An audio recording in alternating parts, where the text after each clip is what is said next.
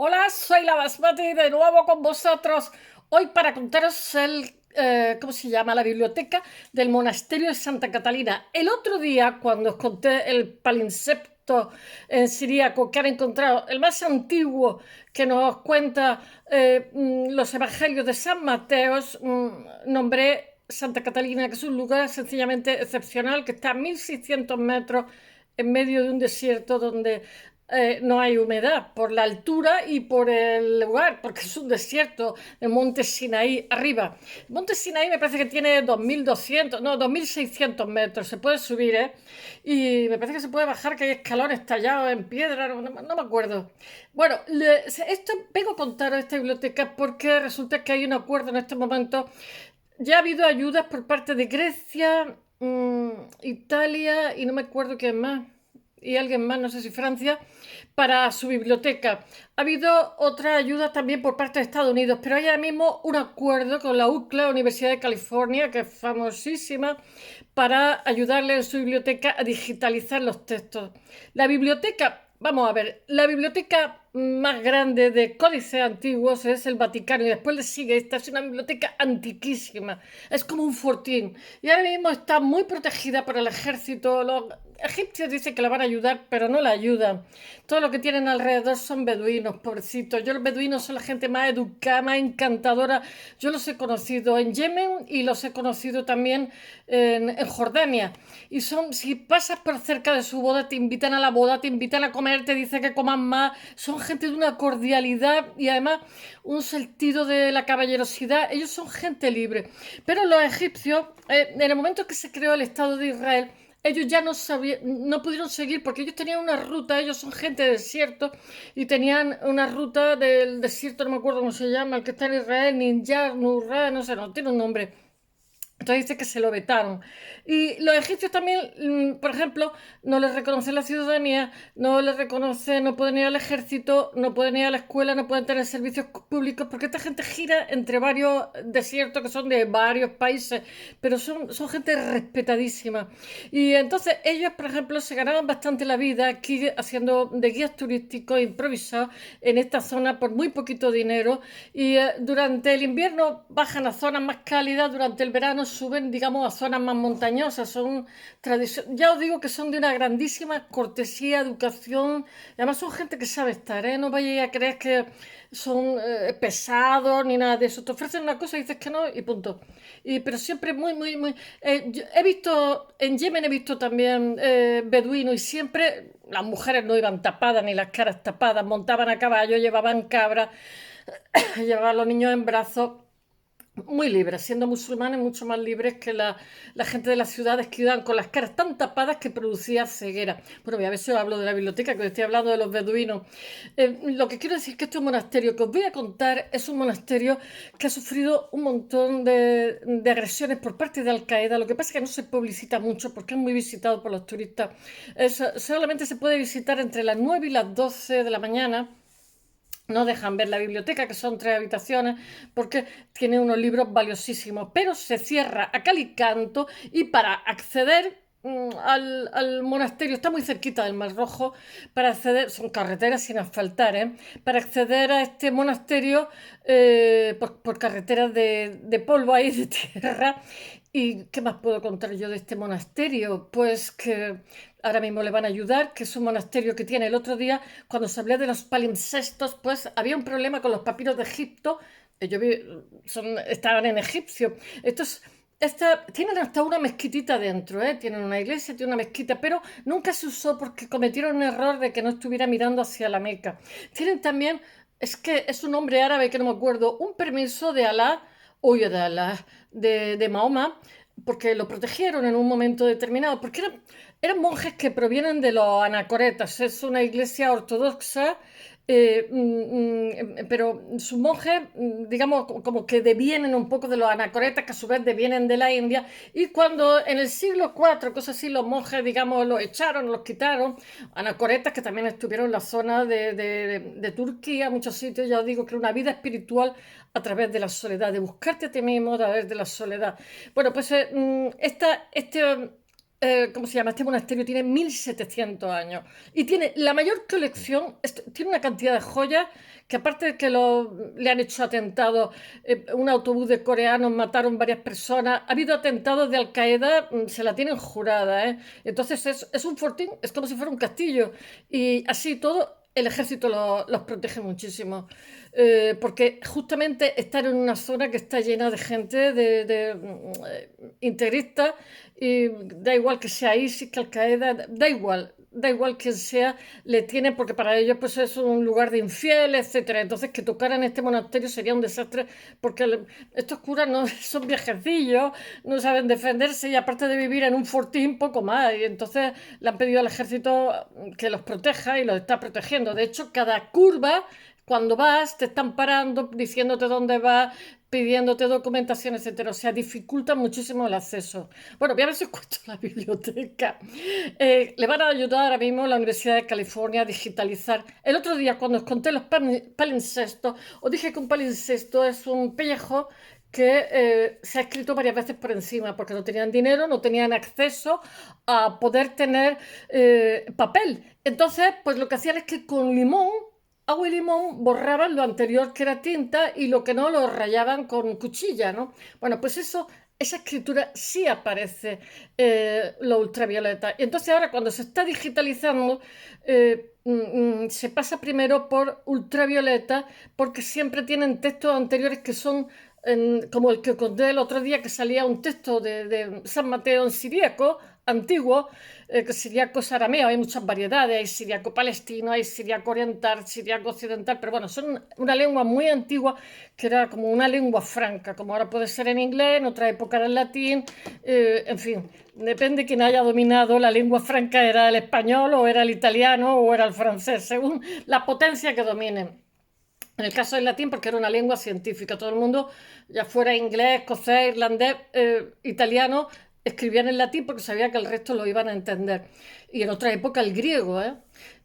Aproximadamente, bueno, pues ahora resulta que esa ayuda que van a hacer los americanos también van a pasarle rayos ultravioleta a todo aquello que digitalicen, entre otras cosas, porque evitan que si se meten los de Al Qaeda o quien sea y les queman las bibliotecas, por lo menos no nos quedemos sin esos textos tan maravillosos, tan antiquísimos. Y bueno, solamente deciros que su biblioteca, la segunda más grande del mundo en textos antiguos, que tiene una barbaridad de códices, de códex, contiene 6000 textos en griego, en copto, en arameo, en armenio, en hebreo, en árabe, en etíope, en siríaco, como os dije el otro día, que es un tipo de arameo. Yo creo que es que el siríaco es el arameo, lo que pasa es que son variedades. Bueno, otro rato hablaremos del siríaco. Y tiene la mayor cantidad de iconos antiguos. Que están hechos del medievo, que están hechos entre el siglo V y VI.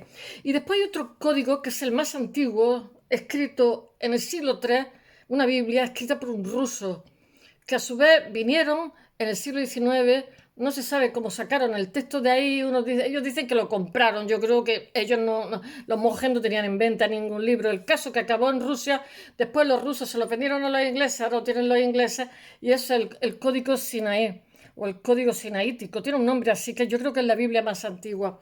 Bueno, tienen también la Torá más antigua del mundo, porque en este espacio ellos eran monjes bondadosos, totalmente aislados, arriba de un monte, en medio de un desierto, y casi aislados del mundo. Y entonces, pues siempre que alguien lo necesitaba, igual de que fuera, digamos, de otra creencia y tal, no tenían problema en acogerlo y en protegerlo. Y eso le hizo que los musulmanes, en su boom de expansión, el mismo Mahoma le hiciera como una especie de carta gigante y los mismos fatimíes protegían ese enclave porque siempre ha estado, era muy tentador. Ese enclave que se mantiene tal cual, la iglesia que es muy bizantina y que fue mandada a hacer por la madre de Justiniano, creo. De hecho está Justiniano, está Teodora, salen en la foto. Bueno, en este espacio, como os he dicho, tienen la Torá más antigua, los iconos más antiguos del mundo son una preciosidad, hay objetos litúrgicos, tallas, hay también pintura mural antiquísima, hay tallas, bordados con hilos de seda, decretos, reglamentos emitidos por los califas. Los musulmanes los querían mucho a estos cristianos porque eran muy santones, muy buenecitos. Emitidos por los primeros califas de la época del Islam. Los fatimí los protegieron, tuvieron hasta ejército ahí para que nadie los tocara.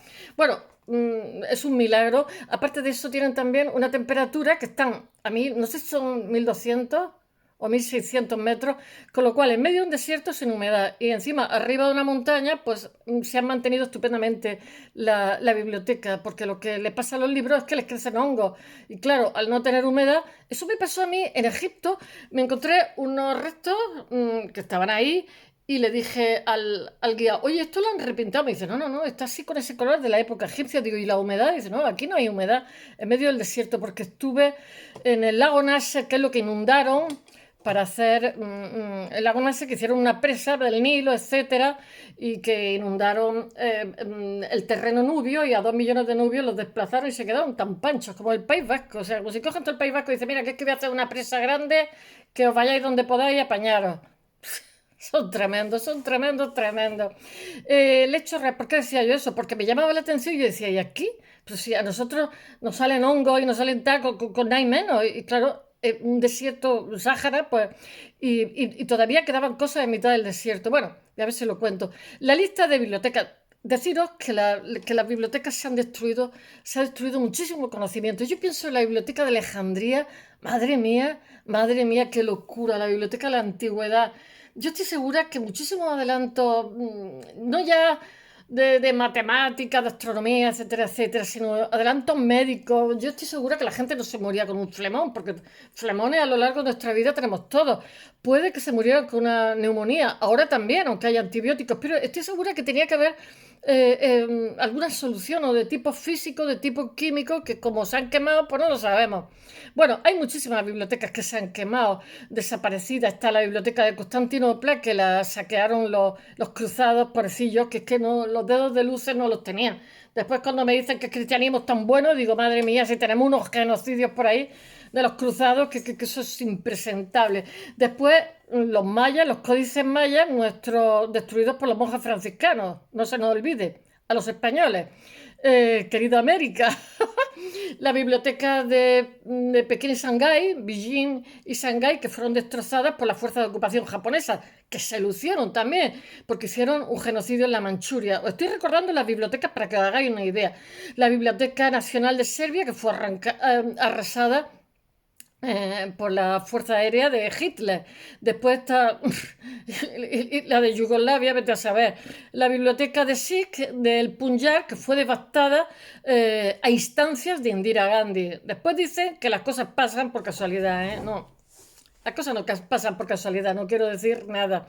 Bueno, después la biblioteca de Camboya con los yemenes rojos, para chuparse los dedos. Mira, hay una larguísima, larguísima lista de bibliotecas que han sido arrasadas y devastadas. El conocimiento, también me parece que en Irak, no sé lo que hicieron con las bibliotecas, pero las tiraron al río, pero eso es la antigüedad, una cosa horrorosa. Bueno, según dice la UNESCO, Santa Catalina tiene la biblioteca más antigua del mundo, de entre las que funcionan ininterrumpidamente desde su fundación en el siglo IV-V. Por tanto, un acicate más para visitar un lugar que forma parte del patrimonio de la humanidad desde el año 2002 y que constituye un importante... Yo creo que los egipcios sí la protegen es porque hay muchísimos turistas. Es un atractivo. Tener en cuenta que Egipto depende casi al 100% de su atractivo turístico. Es un punto inquietante. A mí me gustó, pero no sé. Tiene un importante atractivo turístico del país por la tradición que se ve en sus muros, que se conserva. Ay, es verdad, se me ha olvidado contaros que en su interior se conserva la zarza de Moisés. Pero si no se sabe si Moisés existió, Dios mío. Pero bueno, eso dice. Cuando bajó de Sinaí, esa zarza que vemos en la Biblia, que arde, arde y no se consume. Señor, mándame una señal, eso le voy a decir yo a mis gatos, a ver, mándame una señal que me crea que estos gatos alguna vez van a parar de hacer diablura. Bueno, esta biblioteca tiene 12.000 libros antiguos, cerca de 10.000 volúmenes impresos que acumulan con la llegada de los peregrinos. Es que este lugar era como una especie de Caravasar también. No una especie de Caravasar, pero sí un lugar de protección donde la gente se podía hospedar, podía comer, etcétera, etcétera. Y los peregrinos que fueron llegando allí durante siglos y siglos y siglos fueron dejando, llegaban, peregrinaban al monasterio sagrado de Santa Catalina, porque resulta que se encontró en el 800 los restos de Santa Catalina allí sepultados. Y entonces, pues por eso se llama el monasterio de Santa Catalina, pero tiene también otro nombre que no me acuerdo ahora. Bueno, entre todos estos tesoros destacan, como os he dicho, los palincestos, que os dije el otro día que eran unos pellejos en los cuales, como no había medio económico, unos escribían unas cosas, al paso de los siglos escribían otras, y al paso de los siglos escribían otras y otras y otras. Algunos tienen 3, 4 y 5 escrituras una encima de las otras, pero se pueden leer, porque con inteligencia artificial han creado un programa de tal manera, yo no sé cómo lo hacen, tipo escáner, uno hace no sé qué, el otro hace no sé cuánto, al final lo recompone y se puede leer. Eso es una maravilla, porque quiere decir que todo lo que se ha escrito con anterioridad se puede recuperar. Y en eso estamos, en eso estamos. Bueno, son joyas lingüísticas históricas ocultas bajo diferentes capas de textos que han sido reveladas gracias a la técnica moderna del ultravioleta, de la luz ultravioleta e infrarroja, que muestran los casi rastros de las tintas raspados de las páginas, que lo hacían con limón y luego con cuchilla. ¡Ah, qué bien! Bueno, yo pienso que las pinturas, lo que pasa es que las pinturas no las borraba, le echabas pintura encima. Se ve perfectamente. Tiene 2.319 manuscritos griegos, 284 en latín, 86 sirios, copto, eslavo, armenio, arameo, árico, etíope, inglés, francés, árabe y polaco. Toma ahí. Pero los polacos fueron allí, madre mía, de visitas, de peregrinaje.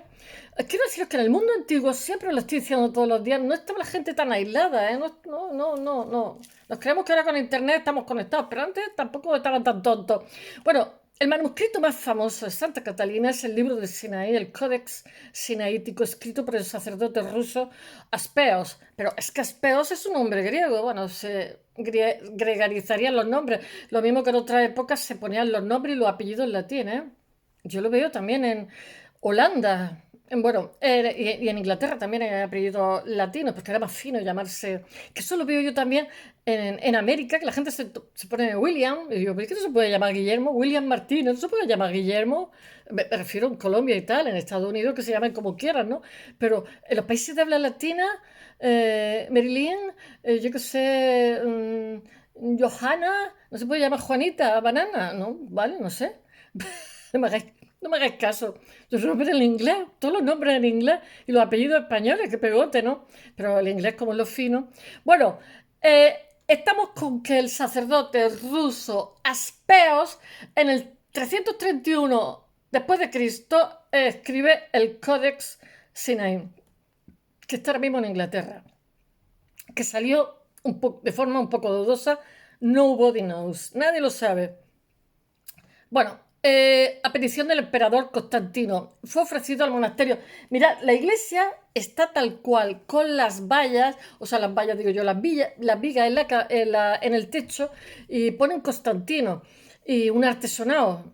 Aquí, si hubiera sido en mi tierra, se lo hubiera comido la carcoma, bueno, no sé, hace 5 siglos o 1000 años. Pero allí, como hace tanto frío por las noches, tanto frío en invierno, tanto calor, pero no hay humedad. Bueno, fue ofrecido al monasterio por Justiniano en el 560 después de Cristo. Es que todo es antiquísimo, es que tienen iconos del siglo V y VI, eso es de loco. O sea, iconos de hace 1600 años. Bueno, en el libro los apóstoles, ellos también tuvieron que tener cuidado con cómo arrasaron los iconoclastas la iglesia, ¿eh? O sea, esa iglesia, ese monasterio y esa biblioteca es un milagro que esté vivo. El libro de los apóstoles, porque está arriba, están perdidos a mitad del desierto, hay que ir. El libro de los apóstoles data del 716 después de Cristo y consta de 400 páginas, cada una con 2 columnas escritas en oro. Para otro, el libro más importante es el libro de la Madre, considerado como un registro histórico en el que se muestra la situación comercial de El Tor, que es el sur de Sinaí, durante la época turca. Claro, es que Turquía fue un imperio durante muchísimos siglos, ¿eh? Palestina, toda esa zona. Así tienen Así tienen los museos que tienen. Tienen un museo arqueológico que yo, cada vez que voy de cabeza. El primer día, la primera hora, tiene un museo arqueológico. Han robado, ¡buf! Lo que no, como todas las metrópolis, lo que no está escrito. Pero es que tiene, yo qué sé, iraní, no sé, de todos lados. Y bueno, buenísimas piezas. También se encuentra una cuarta que entregó Napoleón a los beduinos al comienzo del siglo XIX, después de la invasión de Egipto, para la protección del monasterio. A todo el mundo le daba cosillas ese monasterio, que era muy antiguo. Bueno, a todos los musulmanes, y porque tenían buen rollo con todo el mundo. Se destaca la Biblia en sirio, anterior al siglo V, y los textos médicos más viejos del mundo, como el libro del físico y médico árabe Ali Ibn, los, que era oftalmólogo. Los hakim son los médicos, ellos inventaron la carrera de medicina y ellos tenían la madrasa y entonces le ponían turbantes de diferentes colores según, digamos, el nivel del curso, si estaban más avanzados, menos avanzados, si no aprobaban los exámenes, se quedaban estancados y no los dejaban ejercer de médicos. Los hakim, ellos, lo único que pasa es que no podían manipular los cadáveres, pero lo hacían a escondidas. Los hakim. Bueno, pues este médico Ali Ben, perdón, es un médico oftalmólogo dedicado a la vista. Tened en cuenta que en las zonas que tenemos muchísima luz hay muchísimos casos de ceguera de todo tipo. Pero bueno, por la luminosidad, África está llenita hasta arriba. Pero el monasterio perdió uno de sus mejores libros, unas traducciones al griego de los evangelios que se llevó a Rusia de forma dudosa y más tarde fue vendida a la Biblioteca Británica y ahí sigue donde se halla actualmente. Los británicos no sueltan nada. Los británicos, como consuelo, han enviado una copia al monasterio para que tengan la copia. Bueno, el monasterio se ubica en la península del Sinaí, al pie de la montaña, cuya ascensión, es que no sé cómo se llama, tiene un nombre en árabe, cuya ascensión es una de las actividades que no dejan de hacer los visitantes, subir el monte. Pues no sé cómo podrán verlo, porque si está abierto de 9 a 12, que suben por la noche.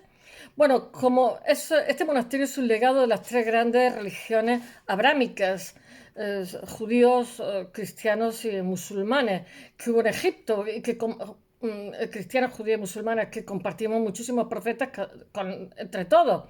He surgido a partir de una capilla que manda construir Flavia Julia Elena, que es esposa del emperador Constancio Cloro, y futura santa. A su alrededor establecen varios monjes que se dan origen a la comunidad. Varios monjes que ya os he dicho que esa zona estaba llena de cuevitas y de anacoretas, y fueron dejando eso, que a su vez venían de la India. Se trata de un... He puesto un blog lleno de vídeos y he puesto también lo que es el plano. Es un recinto cuadrangular creado por altos muros de arenisca, tiene hasta 19 metros. Le han añadido al fortín altura porque aquello es un bombón para cualquiera. Que ese fortín lo hace Justiniano en el siglo VI para protegerlo defensivamente. Es muy bonito, es de arenisca, pero por dentro es roca basáltica. Lo digo porque yo también tengo en mi tierra roca basáltica, que es volcánica, es más dura, la arenisca es más blandita. En su interior alberga una basílica de 5 niveles donde se guarda un esqueje de la zarza. A saber, ay, qué malo soy. Y una mezquita que lo que pasa es que no se usa porque cuando se hizo se cometió el error de que no mirara a la Meca, de no orientar a la Meca. Bueno, dentro de todo este complejo y apartado artístico tiene la mejor colección de iconos, como os he dicho, medievales que van de los siglos V al VI, antiquísimos, 400 al 500, que consiguieron salvarse milagrosamente de la fiebre destructora de los iconoclastas, gracias al aislamiento, que esto está arriba de un monte que para subir 1200 metros hace falta ganas. Y además estar en pleno desierto, en mitad del desierto, arriba al monte. Atraviesa el desierto y sube el monte. Bueno, y encima un fortín.